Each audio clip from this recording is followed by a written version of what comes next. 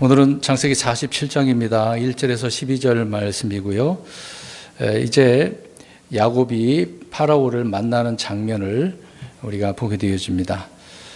고센 땅에 온 야곱과 그 아들들이 이집트의 파라오를 만나는 이런 장면은 말년에 야곱이 얼마나 성숙하고 영적인 사람이 되었는지를 보여주고 있는 것입니다.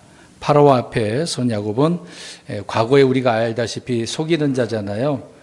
남의 것 축복을 빼앗는 그런 사람 아니겠습니까? 자기 이익을 위해서 그렇게 수단과 방법을 가리지 않고 살았던 사람이었는데, 이제 파라오 앞에 서게 될 때는 그런 사람이 아니라 이제는 주 하나님의 사람, 바울이 디모데에게 너 하나님의 사람아 라고 표현하고 있는 것처럼, 이제 야곱이 그렇게 성숙한, 나이는 들었지만 고생이 그렇게 험난한 삶을 살았지만 이제 그렇게 하나님 앞에 성숙한 사람으로 세워지게 됐는데, 파라오 앞에 하나님의 사람이라는 것을 보여주고 있습니다. 야곱은 이집트에서 파라오를 이용하거나 그에게 뭔가를 얻으려 하지 않았다는 거죠. 과거에는 어떻게든 잘 살아보려고 복 받으려고 그렇게 애쓰지 않았습니까? 더 이상 이제 파라오 앞에 그런 모습도 아니고 파라오에게 어떤 눈치를 보는 것도 아니는 것을 보게 되어집니다. 또 파라오에게 의지를 해가지고 뭘 얻거나 어떤 기쁨을 얻으려고 하는 그런 것은 없었다, 그 얘기죠. 야곱은 이미 주님께서 말씀하시고 깨닫게 해주신 그런 말씀들을 들었기 때문에 알고 있는 것이 있었다. 그것이 뭐냐? 순례자로서 이집트로 또 내려왔습니다마는 주님이 이곳 이집트에 가라고 명령하시지 않았습니까? 그러시면서 자신과 함께 하겠다라고 말씀하셨습니다. 그러니까 떠날 때부터 주님께서 말씀하셨기 때문에 자기와 주님께서 동행하고 계신다는 사실을 알고 있었고, 또 죽어서 또 말씀하시지 않았습니까? 죽어서 다시 가나안 땅으로 올라간다는 사실도 말씀해 주시죠. 살아서 가는 게 아니라 죽어서 그렇게 된다고 말씀합니다. 또 이집트에 잠시 머물러 온 것이기 때문에 이곳에다가 뭐 털을 내리고 뿌리를 내리는 그런 것이 아니었다는 거죠. 이런 사실들을 알고 있었다라고 하는 부분입니다. 하나님이 야곱에게 주신 그 땅은 이집트가 아니라 가나안 땅이었던 거죠. 주의 백성들, 이스라엘 백성들이 뿌리를 내리고 정착해야 될 곳은 약속의 땅 가나안이었습니다. 단지 이 이집트 땅에서 그들을 하나님께서 번성하게 하고자 하는 의미도 있었고, 그들을 이런 속박에서 자유케 하시려고 하는, 해방케 하시려고 하는, 또 하나님이 어떤 분인가를 알게 해주시려고 이런 일을 하나님은 계획을 하고 계셨다는 거죠. 그래서 아브라함을 통해서 그렇게 말씀하셨고, 이삭에게, 야곱에게 여러 번 찾아오셔서 말씀하셨던 부분이 있었던 것입니다. 이런 면에 있어서 우리가 잠깐 생각을 해보면, 이스라엘 백성들은 저들의 유업이 어디입니까? 기업이 무엇입니까? 가나안 땅이잖아요. 그러면 저와 여러분들에게 하나님께서 주신 유업, 상속, 그 유업이 있지 않습니까? 누차 여러 번 말씀드렸다시피 우리의 상속 유업은 어디에 있습니까? 하늘에 있죠. 이스라엘 백성들은 이 땅입니다. 우리 그리스도인들은 이 땅의 문제가 아니죠. 이 땅에서 지금 살아갈 때는 우리가 열심히 일해서 살면 돼요. 하나님께서 도와주시면 부자도 될 수도 있는 거예요. 우리가 잘못하면 가난하게 될 수도 있는 거고, 열심히 일하지 않으면 가난하게 되어집니다. 잠언서에 나와 있지 않습니까? 이거는 우리가 살면서 열심히 해야 될 일은 부분이고, 내가 해야 될 일은 내가 해야죠. 근데 대신 하나님이 알아서 해주세요, 그런 것은 없지 않습니까? 우리 그리스도인들은 하늘이 우리에게 그 하늘에 있는 그 상속 유업을 받아야 되기 때문에요. 그러니까 우리의 보물, 또 보상 같은 건 저 하늘에 다 있지 않습니까? 그래서 주님 앞에 가면 우리 행위를 다 심판받아서 정말 타지 않고 남으면 보상을 받는 것처럼 그렇게 받게 되게 된다라고 말씀하고 있습니다. 그러니까 우리는 저 하늘에서 받게 되어지니까 우리의 생활 방식은 어디에 있는 거죠? 저 하늘에 있는 생활 방식으로 이 땅에서 살아가는 거예요. 그러니까 이 세상하고 안 맞는 거죠. 하늘에 있는 생활 방식하고 이 땅에 있는 생활 방식은 전혀 다르거든요. 근데 바울은 분명히 우리의 시민권이 저 하늘에 있고, 또 생활 방식이, 시민권이 하늘에 있으니까 우리는 하늘의 사람 아닙니까? 그런 사람들로 이 땅에 살라고 하고 있으니, 정말 어떻게 보면 세상과 맞지 않으니까 이 세상이 우리를 핍박할 수밖에 없겠죠. 아무튼 이 세상 이 땅은 우리에게 주어진 유업의 상속이 아니라는 것을 분명히 알아야 됩니다. 그러니까 유대인하고 이스라엘하고 교회 크리스찬하고 전혀 구분이 돼서 말씀하고 있는데 이거를 섞어서 하고 있으니까 오늘날 개신교가 문제가 되고 있는 것이죠. 또 우리가 거할 도시 거처는 맨션 새 예루살렘 도시라고 하지 않습니까? 또 우리는 새 몸을 입게 되잖아요. 이 썩어질 없어질 이런 몸. 근데 이 몸이 죽거나 이제 우리가 휴가할 때는 부활하게 되어서 변화된 몸, 새 몸을 얻게 되어지죠. 그러니까 그 몸으로 하나님과 영원토록 살게 되어집니다. 그러니까 한계가 지금은 한계가 있지만 변화된 부활의 몸은 한계가 없어요. 초월하는 그런 몸이란 말입니다. 그런 몸으로 맨션 새 예루살렘 도시에서 우리가 살게 되어지는 거죠. 하나님이 그곳에 계시고 우리의 시민권이 거기 있으니까. 그래서 우리는 이것을 소망하며 살아가고 있는 거죠. 그래서 우리는 이 땅에 애정을 두는 것이 아니라 하늘에다가 두는 것입니다. 늘 그래서 우리 눈은 들어서 주님을 바라야 되고 마음이 이 땅에 고정된 게 아니라 주님께 고정되어지고 말씀에 고정되어야 되는 것이죠. 이런 면에 있어서 우리는 우리의 유업은 하늘이다, 주님이다 그렇게 말씀을 하고 있다는 겁니다. 그런데 이스라엘 백성들은 어디예요? 땅이에요. 계속해서 보면 영원토록이라고 그랬어요. 영원토록. 이스라엘에게 준 거예요. 영원토록이요. 그들이 살고 있는 그 땅. 근데 지금 땅만이 아니고 그 오른쪽 유프라데스 그쪽까지 다 해요. 엄청난 구역입니다. 아브라함에게 그렇게 말씀하셨거든요. 네, 그런 땅을 이스라엘 백성들에게 주었다 그 얘기죠. 야곱이 이집트에 왔을 때 당대의 이집트는요 엄청난 나라였습니다. 그 당시 문명 우리가 알다시피 이집트 문명이라고 하지 않습니까? 이집트는 어마어마한 겁니다. 아주 오래전서부터 엄청난 세계 최고라고 할 수 있을 정도로 그런 권력, 국력, 최강의 나라였다는 것을 알 수가 있습니다. 역사적으로 우리가 다 살펴봐도 이집트가 어떤 문명인지 알 수 있는 거죠. 그런데 온 세상에 기근이 들었습니다만 이집트에는 양식이 있었어요. 희한하잖아요. 이집트라고 한다면 우리가 알다시피 망해야 돼요? 잘 돼야 돼요? 망해야 돼요. 성경적으로 보면 나쁜 곳이란 말입니다. 세상이란 말입니다. 다 하나님 섬기지 않고 우상을 섬기고 있으니 세속적으로 살아가고 있으니까요.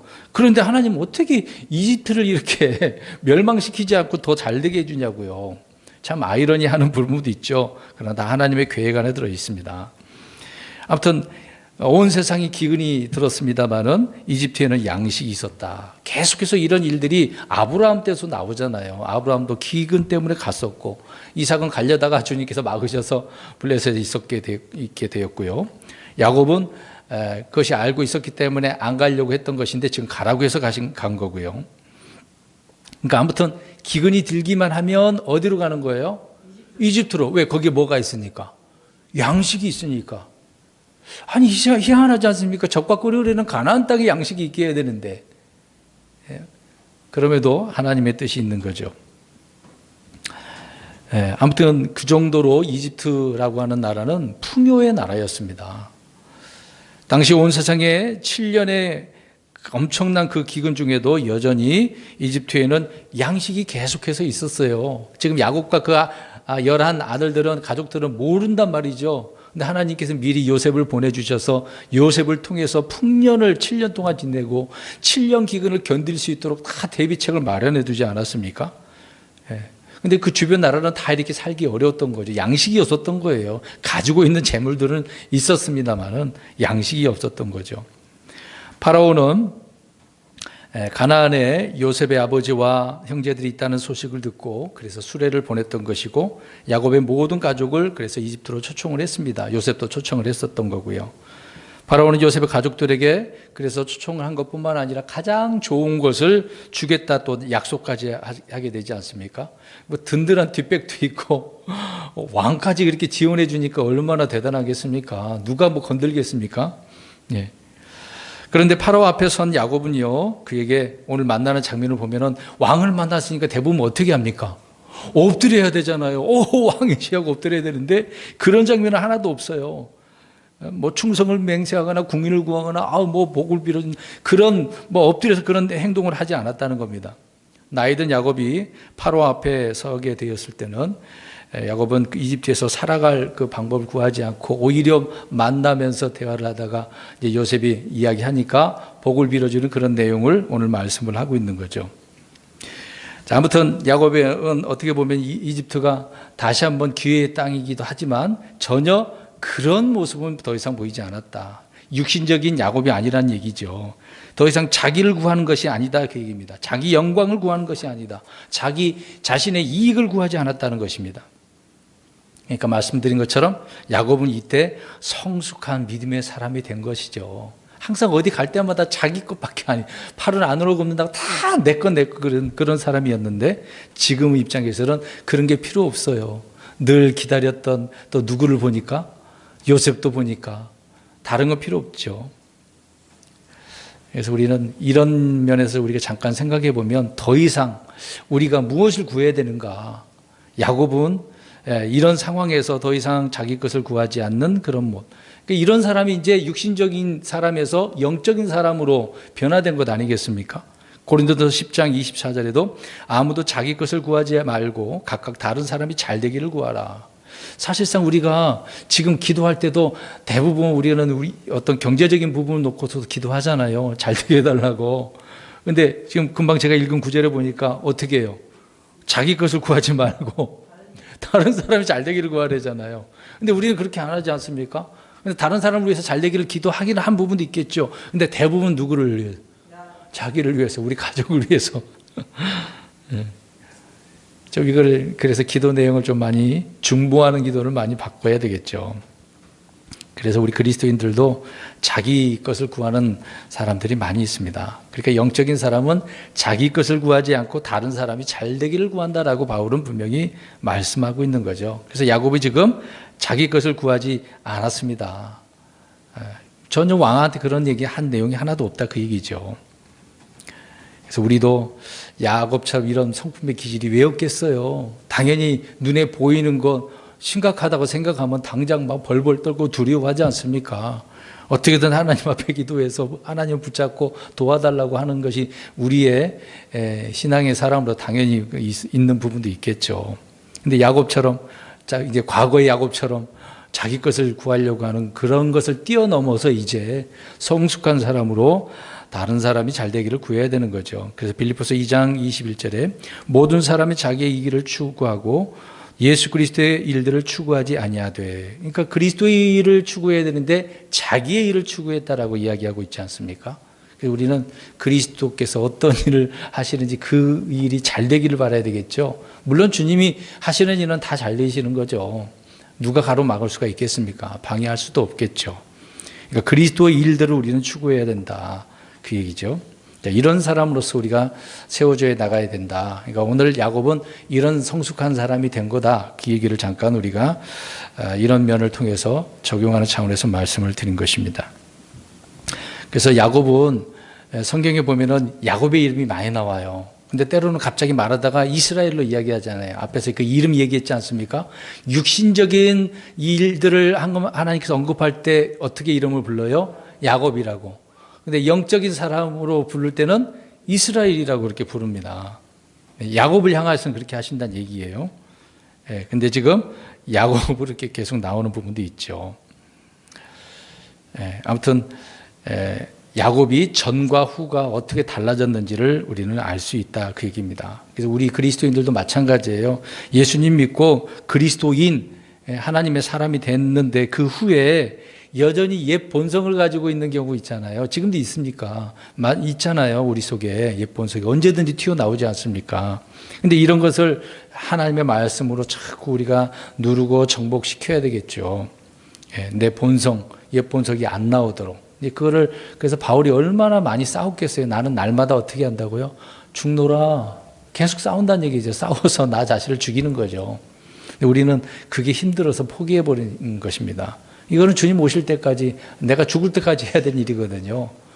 우리는 너무 힘들어서 지쳐서 포기할 때가 많습니다. 그래서는 안 된다는 거죠. 한 절씩 보겠습니다. 1절. 그때 요셉이 가서 바로에게 고하여 이르되 내 아버지와 내 형제들과 그들의 양떼와 소떼와 그들의 모든 소유가 가나안 땅에서 왔으며 보소서 그들이 고센 땅에 있나이다 하고, 요셉이 파라오에게 쭉 설명을 하죠. 아버지, 가족들, 형제들, 양떼, 소떼 모든 소유가 고센 땅에 이제 도착을 했습니다라고 말을 하고 있습니다. 왜 그러냐면 이미 파라오는 좋은 것을 주기로 약속을 했기 때문에 눈치가 빠르잖아요. 그럼 가장 좋은 것이 이스라엘 백성들이 특별히 있어야 될 곳이 어딘지를, 풍족한 땅이 어딘지를 요셉은 잘 알고 있으니까 미리 어떻게 줬어요? 형제들에게, 가족들에게 알려줬잖아요. 그 계획을 지금 이루어가려고 하는 장면인 것입니다. 그래서 파라오는 지금 야곱과 그 형제들과 모든 가족들을 환대하게 받아주고 있는 것이죠. 누구 때문이에요? 요셉 때문이에요. 잘 보세요. 누구 때문인가가 중요해요. 어느 한 사람인가가 중요한 거거든요. 사실상 야곱이 뭘 했어요? 다른 형제들이 뭘 했습니까? 고난받은 사람은 누구였어요? 요셉이었잖아요. 하나님 그렇게 세워주셔서 그 일을 이루어 나가실 때 파라오가 가만히 있을 수 없겠죠. 그러니까 파라오는 요셉 때문에 그의 가족들을 환대하고 보살펴 주려고 했던 것이죠. 그러니까 한 사람 요셉으로 인해서 온 이스라엘이 기근으로 멸망하지 않고 구원받게 된다. 이 기근에서 구원이죠, 이거는요. 주님은 그래서 어느 때나 다 이 한 사람을 꼭 세웁니다. 위기 때에, 어떤 위기의 때에 많은 사람 곳곳마다 하나님께서 쓰시겠죠. 그러나 특정한 누구를 통해서 일을 하게 하신다라는 것을 알 수가 있습니다. 아브라함을 그래서 불러서 그런 계획들을 말씀해 주셨던 것 아니겠습니까? 그래서 시간이 흘러서 이제 요셉을 통해서 이스라엘을 구원해낸 거예요. 또 이집트 입장에서도 어떻습니까? 요셉 때문에 그들이 기근해서 건짐을 받을 수가 있는 거죠. 그래서 주님은 계속해서 이런 한 사람을 세우죠. 모세도 그렇고. 정말 가장 암흑기가 되어질 때 하나님은 꼭 하나님의 사람들을 세우는 것을 보게 되어집니다. 그래서 그 한 사람을 통해서 구원하시는 거죠. 이제 그런 분이 바로 이 땅에 누가 오셨어요? 예, 하나님이시 우리 예수님께서 오셔서 구원하신 거 아니겠습니까? 이 구원은 지옥으로부터 우리 혼을 건져내는 구원인 것이죠. 2절 말씀 보겠습니다. 자기 형제들 중에서 몇 사람 곧 5사람을 취해 파라오에게 그들을 보이니. 그렇게 어려운 문제는 아닙니다만 이 내용이요. 요셉이 11명의 형제 중에 몇 명을요? 5명을 특별히 선정을 한 것 같아요. 이름은 안 나옵니다. 근데 어느 정도 말을 자기가 일러준 말을 실수하지 않을 정도로 그런 5명을 이렇게 따로 취했는지 그건 모르겠습니다만은 아무튼 5명을 취해서 파라오 앞에 나가게 하는 것을 보게 되어지죠. 3절입니다. 파라오가 그의 형제들에게 이르되 너희 직업이 무엇이냐 하매 그들이 파라오에게 이르되 주의 종들은 목자들인데 우리와 또한 우리 조상들이 다 그러하니이다 하고. 파라오는 형제들에게 물어보네요. 직업이 무엇인가? 왜 이렇게 직업 문제를 언급하는지 모르겠네요. 여러 가지 그들을 보살펴 주려고 했는지 어쨌는지 모르겠습니다만은 아무튼 직업을 물어봤습니다. 이제 이런 질문을 하는 파라오 왕이었는지를 요셉은 알고 있었기 때문에 그래서 형제들에게 미리 또 알려준 바가 있었던 거겠죠. 그래서 답변을 다 입에다가 주었기 때문에 직업이 무엇인가라고 물어보게 되어질 때 답변을 합니다. 자기들은 어떻게 살아왔다고요? 목자들이다. 조상들이 다 그렇게 했다. 우리의 직업은 지금 양을 치는 어떤 짐승을 가축을 기르는 목자들이다라고 이야기를 하고 있습니다. 그래서 목자들이 온대라고 이야기하고 있죠.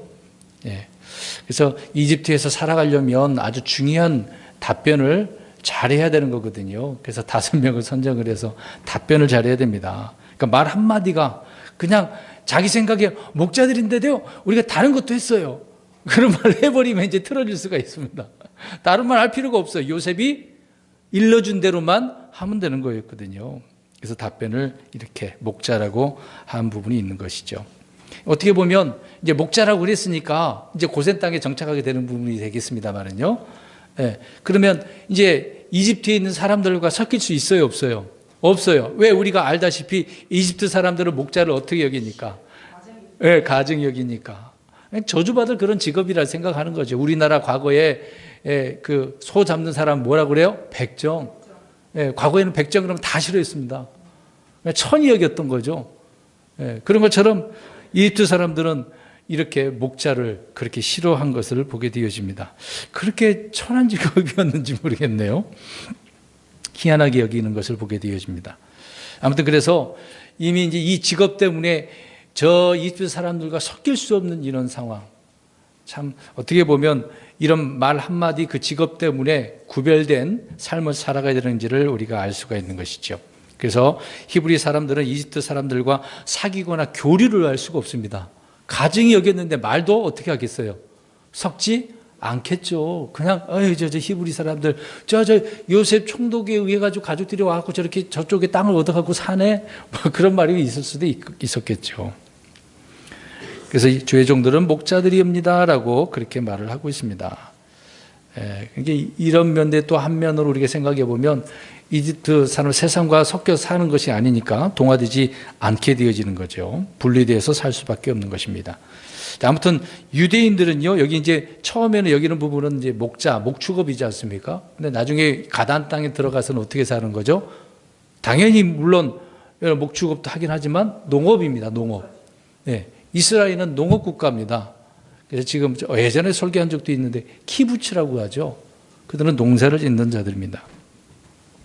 그래서 이들은 이런 것을 통해서 어떤 부를 축적하게 되어지죠. 사실상 우리가 이제 성경 내용에 보니까 고센 땅에 들어가서 어떻게 됐습니까? 인구수만 늘어난 것뿐만 아니라, 그렇죠. 재산도 굉장히 더 부를 축적하게 되어지고 나올 때도 다 또 금은 보석을 얻고 또 나오게 되어지는 부분이 있지 않습니까? 빌렸다고 하는 부분도 있지만, 아무튼 이런 것을 보면 이스라엘 백성들이 어디를 가든지 부를 축적하는 것을 봅니다. 그래서 뭐 경제, 정계 다 나가잖아요. 언론, 학계, 노벨상도 누가 더 제일 많아요? 유대인들이 굉장히 많습니다. 뛰어난 민족이긴 하죠. 하나님께서 택하신 민족이니까. 근데 아직 예수님을 받아들이지 않아서 그들이 지금 고난받는 것을 보게 되어지죠. 아무튼 이들은 목자, 목축업과 농업을 하는 그런 자들이다라는 것을 알 수 있습니다.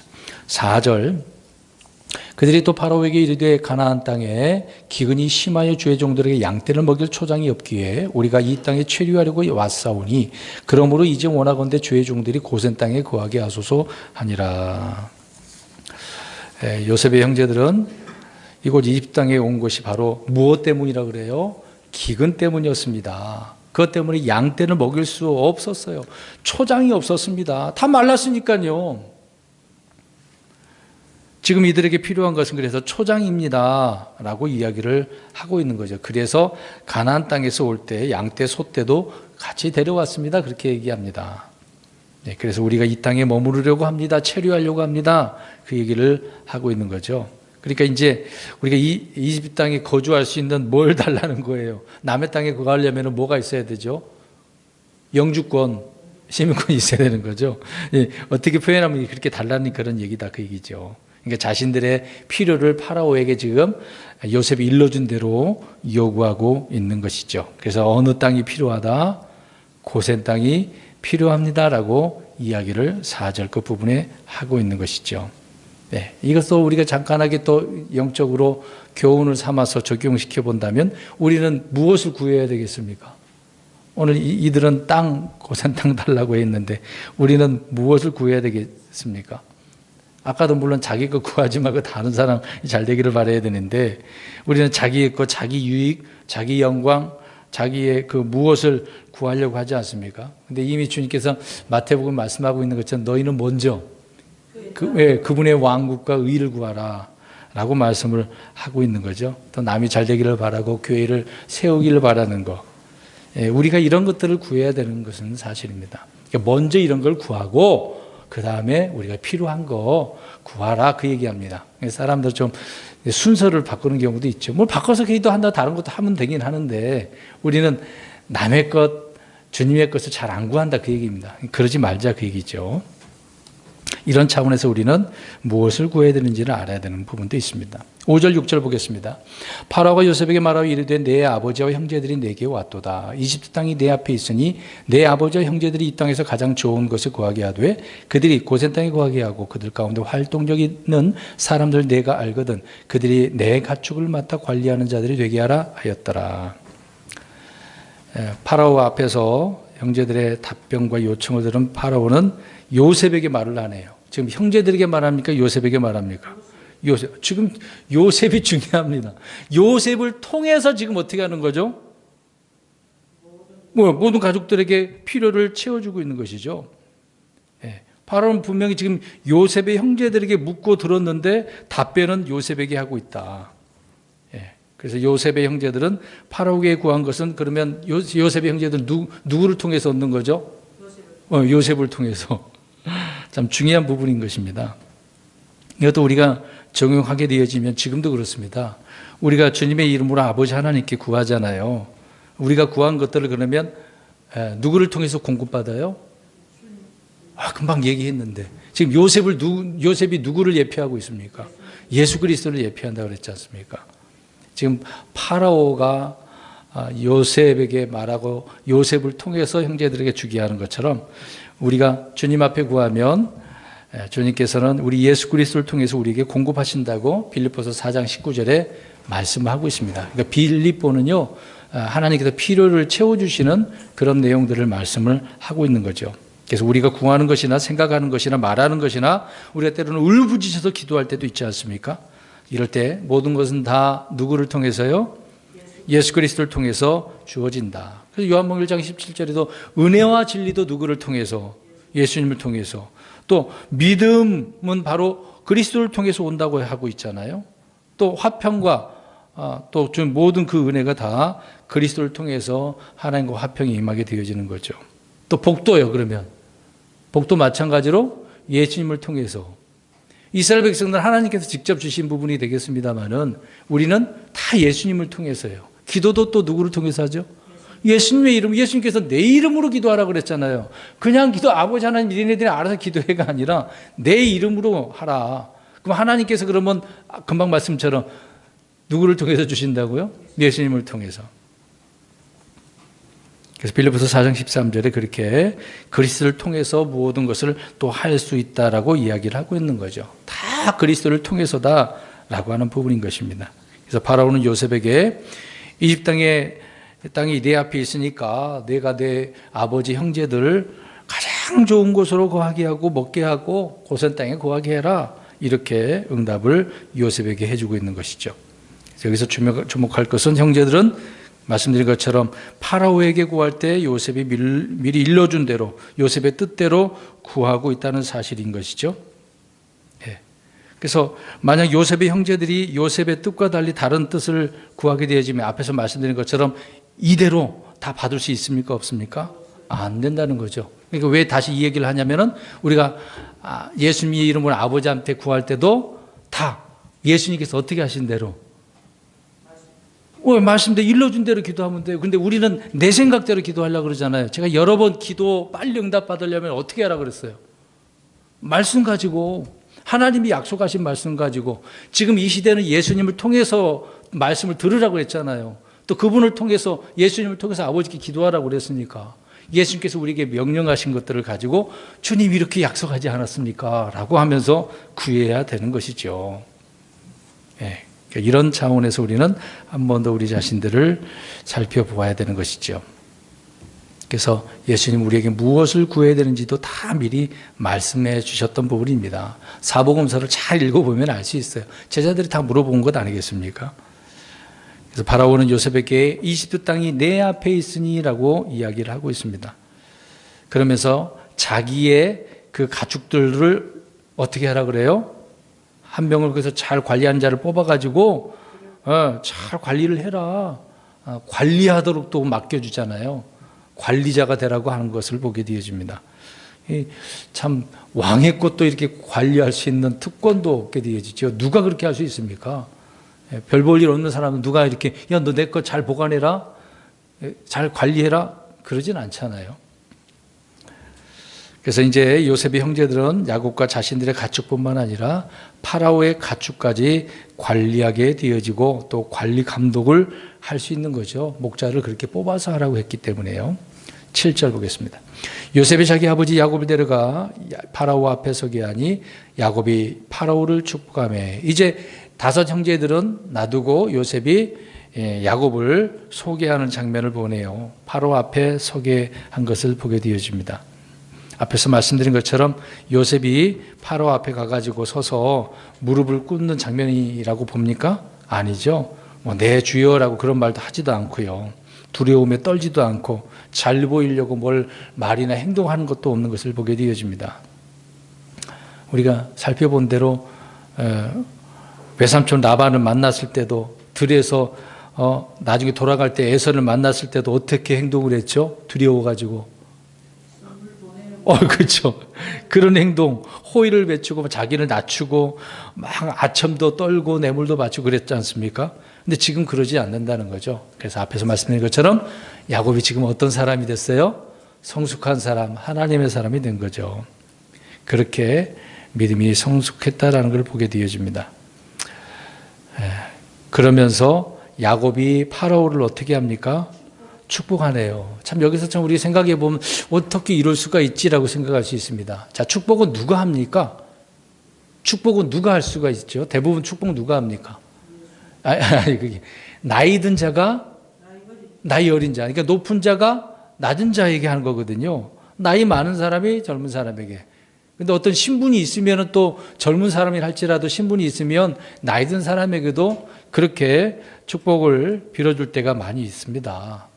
아무튼 높은 자가 낮은 자에게 하는 거거든요. 멜기세덱이 아브라함을 축복했던 것처럼 또 아브라함이 이삭이 야곱과 에서를 축복한 것처럼 분명히 높은 자가 낮은 자에게 해야 되는 것 아니겠습니까? 성경에 그런 예는 굉장히 많습니다. 복을 빌어주는 것을 보게 되어지죠. 근데 우리는 낮은 자가 지금 어떻게 보면 야곱이 높은 자의 낮은 자예요. 파라오의 낮은 자잖아요. 근데 야곱이 그러면 축복하고 있으니까 야곱이 어떤 자라는 얘기예요? 높은 자가 되어진 거죠. 우리 그냥 이걸 문맥 읽어가 보면 그냥 이런가 보다라고 생각할 수는 있겠습니다만은 야곱이 지금 큰 자가 되어진 것을 보고 있는 것입니다. 그럼 이런 면에 있어서 우리는 누구를 축복할 수 있어요? 그럼 저와 여러분들이 이제 축복한다라고 할 때 어떻게 합니까? 젊은 우리 청년들도 있습니다만은 어떤 누구에게 축복을 하겠습니까? 아직 난 어리니까 청년이니까 축복해 줄 수 있는 그런 부분이 없네. 그렇게 생각하면 안 돼요. 우리 그런 식으로 생각하면 안 됩니다. 금방 높은 자가 낮은 자에게 나이 든 자가 젊은 자에게 그렇게 한다고 그러니까 그런 거 빼고요. 성경이 말하는 우리가 축복을 누구에게 해줘야 되는가? 우리 그리스도인들의 입장인 것입니다.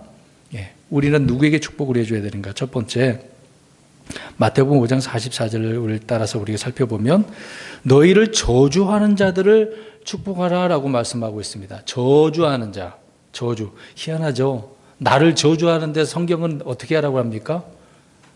축복하라고 말씀하고 있어요. 근데 이런 걸 볼 때 우리 그리스도인들을 참 어렵죠. 막 욕하고 뒤에서 험담하고 막 괴롭히는 그런 사람 볼 때 막 저 어떻게든 저건 내가 어떻게 물리쳐야지 저걸 막 한번 혼내줘야지 그렇게 생각할 거 아닙니까?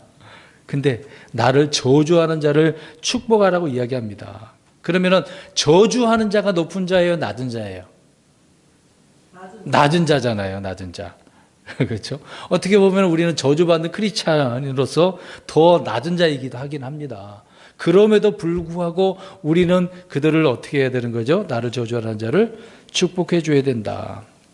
우리 이렇게 축복받을 자격을 갖춘 사람이기 때문에 우리가 그렇게 해야 될 필요가 있는 거죠. 그러니까 우리가 그렇게 축복을 해주면 그 사람을 못 받아들였을 때 그 축복은 누구에게 오는 거죠? 그렇죠, 나에게. 예수님께 그걸 알려주셨던 겁니다. 그러니까 희한하잖아요. 내가 축복받는 복을 받는 비결을 주님께서 알려주셨어요. 그러니까 내가 신분이 있어서 앞으로 잘 되라. 우리 저번 일요일에 말씀드렸습니다만 새해 복 많이 받으세요. 이렇게 덕담을 나누지만 특히 이제 우리 세배도 하지 않습니까? 구정 때. 그러면 어떻게 해요, 어른들이? 올해 건강하고 뭐하고 다 하잖아요. 그렇죠. 세배도 지고 그러지만. 이제 그런 걸 떠나서 저주한 자를 축복하라. 그 자는 낮은 자고 내가 오히려 큰 자다라는 것을 이야기해 주고 있는 거죠. 그러니까 아무것도 아닌 내가 최소한 그보다 더 나은 자니까 난 저주하는 자가 아니니까 내가 큰 자죠. 어떻게 보면 우리는 그런 자라 할지라도 축복해 줘야 된다. 또 두 번째는 뭐냐면은 저주라는 말을 이제 성경은 다른 말로 핍박하는 자들 축복하래요. 핍박하는 자들. 마태복음 5장에 많이 나오잖아요. 핍박하는 자가 더 힘이 세고 강한 자라고 생각하지만 그렇지는 않습니다. 핍박하는 것은 힘이 있어서 그렇게 핍박하는 거거든요. 내가 약하면 핍박을 안 해요. 내가 약하면 뒤에서 삶에서 다른 사람을 이용하지, 내가 힘이 있으면 직접 나서서 핍박을 하는 거거든요. 그러면 우리가 핍박받는 입장이라고 한다면 우리도 더 받고 있으니까 더 낮은 자긴 하지 않습니까? 그런데 성경은 어떻게 합니까? 나를 핍박하는 자는 나의 축복을 받을 자격을 갖춘 대상자이기 때문에 우리가 그를 축복해 줘야 되는 거죠. 주님께서 핍박하는 자를 축복하라고 말씀하고 있는 것처럼. 우리는 그래서 그런 사람보다 내가 더 나은 자다. 우리는 핍박해야 돼요, 안 해야 돼요? 하지 말고 핍박을 받는다 할지라도 그 사람을 위해서 복을 빌어줘야 되겠죠. 그렇게 해줘야 됩니다. 한 가지 예를 언젠가 말씀드렸던 것 같은데, 장안동에서 부교육자로 있었을 때 그 담임 목사님께서 몸이 안 좋았습니다. 결핵이 걸렸었대요. 죽기 일부 직전으로 그런 상태였답니다. 병원에 누워 있었는데 교회 장로님이 오셔가지고 병 걸린 목사님 보고 더 이상 우리 교회 감당할 수 없으니까 그만 나오시라고. 병원에 누워 있는데 그 얘기를 들으셨대요. 그런데 그 목사님이 어떻게 했는지 알고 저한테 설명해 준 거예요. 그렇게 자기의 목회를 그런 일이 있었다는 걸 알려주려고 말씀하셨던 거거든요. 오히려 그분을 놓고 그 장로님을 축복해 줬대요. 그러니까 그 얘기를 듣고, 야, 그렇구나. 저런 목회를 해야 되는 거구나. 그런 생각을 그 당시에 늘 갖고 있었습니다. 그래서 그 말을 잊어버릴 수가 없어요. 지금도 그렇습니다. 누가 뒤에서 어떤 일을 욕을 하든지 뭐 그런 분이 있을 수도 있고 없을 수도 있는데, 그런 분이 있으면 반드시 그분이 잘 되기를 구합니다. 그것이 옳은 것이니까. 그것이 성경적으로 사는 것이잖아요. 그래서 오늘 나를 핍박하는 자에게, 나를 저주한 자에게 축복하는 거다. 또 하나는 베드로전서 3장 9절에 보면은요, 나를 이제 악하게 대하는 사람, 욕을 하는 사람, 그런 사람들도 축복하라고 성경을 말씀을 하고 있습니다. 악을 행한다는 것은 나에게 못된 짓, 나쁜 짓 하는 거잖아요. 누군가 저와 여러분에게 이런 악을 행하거나 욕할 때 우리는 좀 안 좋게 받아들이죠. 그럼에도 우리는 그들을 축복해 줘야 됩니다. 그게 뭐 형제들이 될 수도 있고 가족들이 될 수도 있고 그렇지 않겠습니까? 직장 다니면 직장 동료가 될 수도 있으니까. 그들은 그렇게 악을 행하지만 우리는 오히려 축복해 줘야 된다.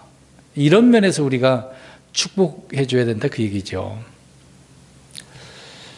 아무튼 우리는 축복할 수 있는 그런 사람들이 되어야 됩니다. 8절, 파라오가 야곱에게 이르되 그대의 연세가 얼마나 되느냐 하니. 파라오의 관심은 지금 어디에 있어요? 그러니까 이제 형제들에게는 직업이 뭐냐, 그게 관심이 하나고, 야곱에게는 몇 살 먹었어? 연세가 얼마냐? 이제 좋은 우리말로 그냥 연세가 얼마냐 그러죠. 나이가 얼마야? 그렇게 물어보고 있는 거죠. 물어볼 것도 많이 있을 텐데, 그러니까 나이가 많은 노인으로 이렇게 보였으니까 물어봤겠죠. 9절입니다.